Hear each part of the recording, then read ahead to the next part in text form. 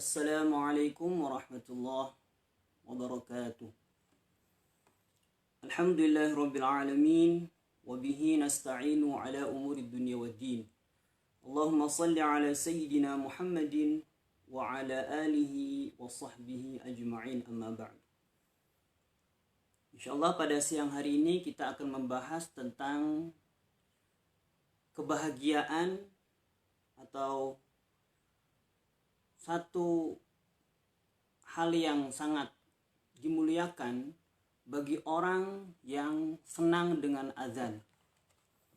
Begitu besar manfaat azan, di mana dengan azan orang yang tadinya sibuk dengan aktivitasnya, ketika mendengarkan azan, maka dia kemudian terpaling dirinya untuk melaksanakan sholat. Maka begitu besarnya manfaat azan, Allah Subhanahu wa ta'ala memuliakan dia begitu tinggi derajatnya. Dalam Al-Quran, وَمَنْ أَحْسَنُ قَوْلًا مِمَّنْ دَعَا إِلَى اللَّهِ وَعَمِلَ صَالِحًا وَقَالَ إِنَّنِي مِنَ الْمُسْلِمِينَ. Dan siapa lagi yang lebih baik perkataannya daripada orang yang mengajak kepada kebaikan, mengajak kepada menyeru Allah Subhanahu wa ta'ala dan berbuat amal soleh, lalu dia berkata pada dirinya, innani minal muslimin, sesungguhnya aku termasuk daripada orang muslim. Allah Subhanahu wa ta'ala begitu besar memberikan ganjaran dan kebahagiaan bagi orang yang menyeru azan. Inilah manfaat yang akan saya bacakan daripada hadis tentang azan. Bismillahirrahmanirrahim. Wa 'an Ibnu Umar radhiyallahu anhuma. Semoga Allah meridai keduanya. Qala Rasulullah sallallahu alaihi wasallam, Rasulullah sallallahu alaihi wasallam bersabda, yughfaru lil muadzin muntaha adzanihi. Akan diampuni orang yang melaksanakan adzan sejauh suara adzannya. Wa yastaghfiru lahu kullu rabbin wa yabisin sami'ahu, dan akan meminta ampunan kepada Allah Subhanahu wa ta'ala. Siapa yang minta ampunan? Seluruh makhluk Allah Subhanahu wa ta'ala, baik yang kering maupun yang basah. Rumput, hewan-hewan, semuanya akan meminta ampunan kepada Allah Subhanahu wa ta'ala untuk orang yang mengumandangkan azan. Rawahu Ahmad bi isnadin sahihin wa Tabrani fil Kabir. Artinya apa? Allah Subhanahu wa ta'ala begitu memuliakan orang yang mengumandangkan azan, sampai-sampai makhluk-makhluk Allah Subhanahu wa ta'ala selain manusia dan jin pun akan memintakan ampun kepada Allah. Apa yang dimaksud dengan yughfarul lil muadzin muntaha adzanihi? Akan diampuni orang yang azan sepanjang suaranya. Maksudnya apa? Sepanjang suaranya itu sampai kepada semua hewan-hewan, tumbuh-tumbuhan yang hidup, akan meminta ampun kepada Allah Subhanahu wa ta'ala untuk orang yang melaksanakan dan mengumandangkan azan. Nah, sekarang bagaimana pertanyaannya orang yang ketika sekarang dalam keadaan pandemi corona, maka dibagi pahala bagi orang yang mengumandangkan azan di masjid. Lalu bagaimana orang yang tidak pergi ke masjid? Maka orang yang tidak ke masjid pun diberikan kesunahan untuk dia mengumandangkan azan di rumah masing-masing.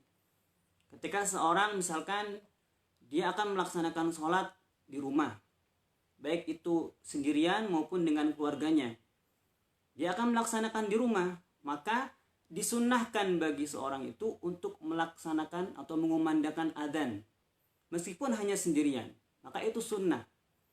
Maka orang yang mengumandangkan azan itu walaupun sendirian itu tetap disunahkan untuk azan. Tetapi catatannya jika memang dia berniat untuk melaksanakan di tempat itu sholatnya.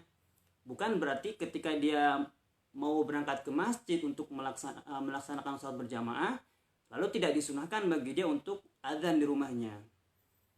Nah itu artinya disunahkan adzan di tempat yang dia akan melaksanakan sholat tersebut.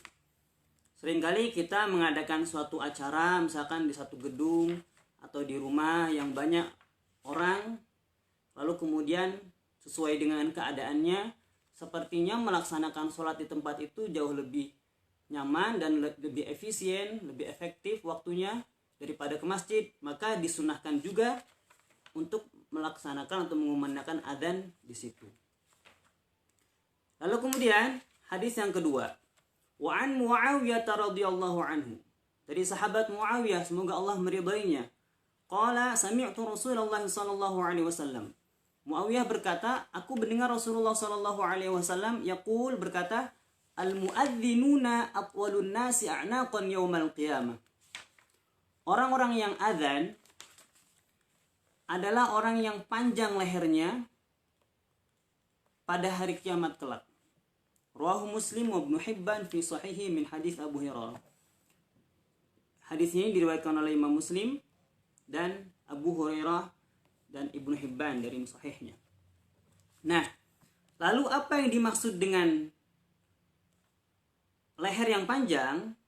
Di sini As-Sayyid Alwi Al-Maliki menafsirkan yang dimaksud dengan panjang lehernya adalah, jadi ketika nanti di hari kiamat setiap orang akan sendiri-sendiri dalam hal amalnya. Artinya tidak ada orang yang bisa membantu mereka, tidak ada yang bisa membantu diri manusia kecuali diri mereka sendiri. Nafsi-nafsi, semua sendiri-sendiri. Nah, pada saat itulah amal perbuatan mereka itu bisa terlihat daripada keringat yang begitu banyak pada setiap manusia sesuai dengan amal perbuatannya. Karena begitu dekatnya matahari di atas manusia, maka begitu banyak keringatnya.